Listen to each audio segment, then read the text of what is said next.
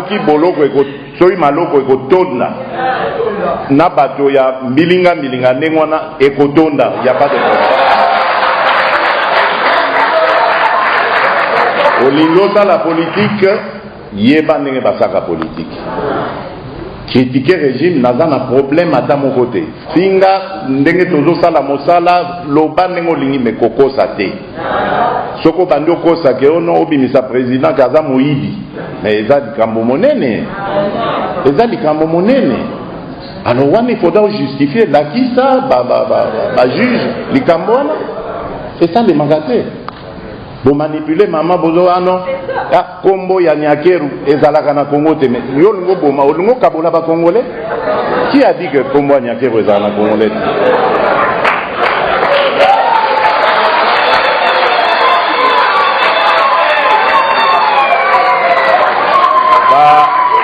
Bandeko wana nazo comprendre bango.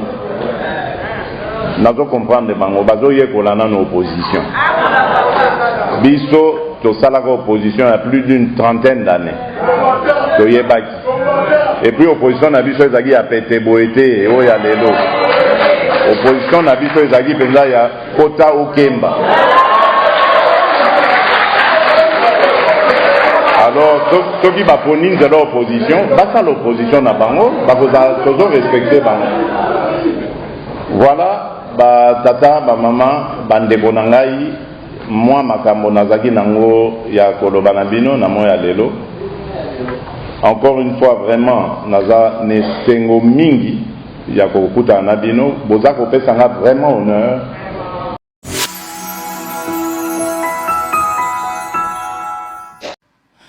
Joseph Kabila a 18 ans. Mouzito a dit 1,5 milliard.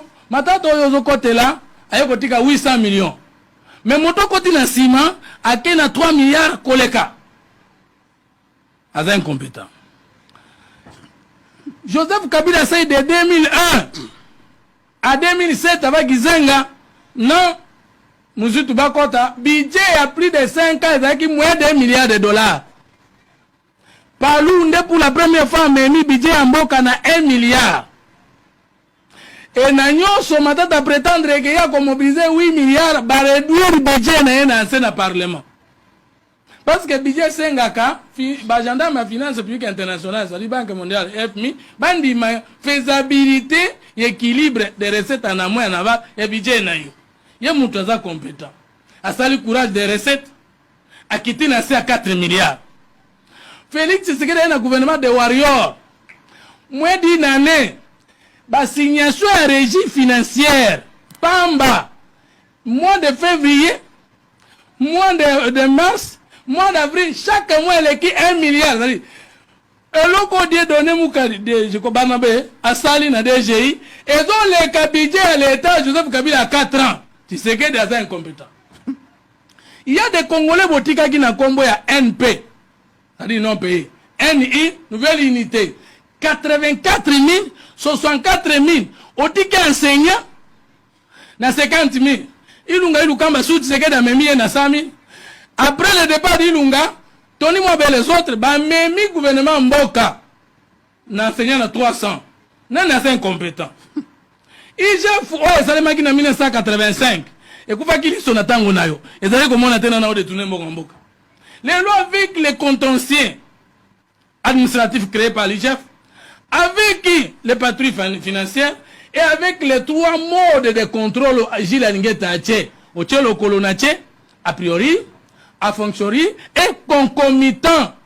Bon, quand même États-Unis ni ezo mataka kakomata. Maintenant, le Congo a un peu de moyens qu'il n'avait pas il y a peu.